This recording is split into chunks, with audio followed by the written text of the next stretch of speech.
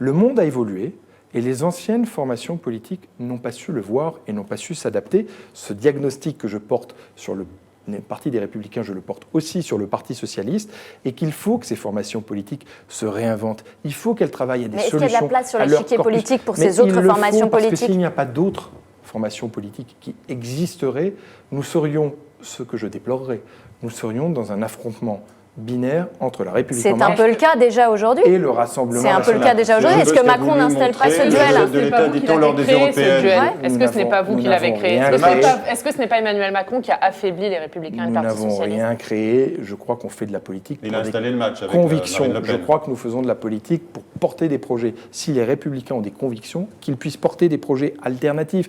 Et de même pour le Parti socialiste. Les Français, vous savez, ils se positionnent par rapport à des propositions ou à des solutions qu'on leur apporte. C'est le cas des Verts qui aujourd'hui ont eu une percée parce qu'ils ont su apporter des réponses à une préoccupation majeure. Vous nous dites, je crois que ce match Macron-Le Pen est très dangereux. Je le crois dangereux.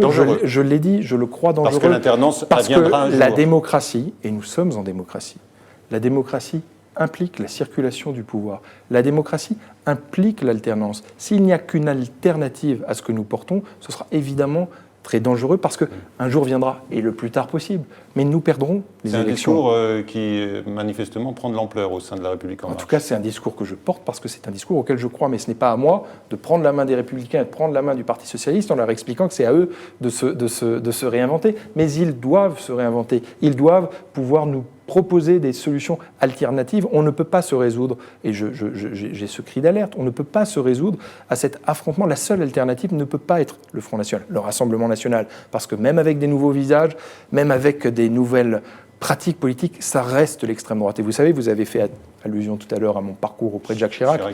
Jacques Chirac a toujours construit des digues infranchissables avec l'extrême droite parce qu'on ne discute pas avec le Front National ou le Rassemblement National. On ne dialogue pas avec l'extrême droite, on la combat, et aujourd'hui, je souhaite la combattre. Et comment on combat l'extrême droite ? On la combat en apportant des solutions très concrètes et des résultats en matière de lutte contre le chômage, en matière de politique fiscale, en matière d'accès à des services publics. Vous dites ça, mais le RN est encore très très haut, on l'a vu aux européennes, il est arrivé devant la République en marche. Je vous le dis, c'est en ayant des résultats et en poursuivant notre travail de transformation et de réforme et en montrant aux Français qu'on est attentif à leur situation et qu'on leur donne de nouvelles clés pour faire face à leur destin, c'est en apportant ces solutions-là que nous pourrons sortir de cette impasse où la seule alternative possible serait un Rassemblement national très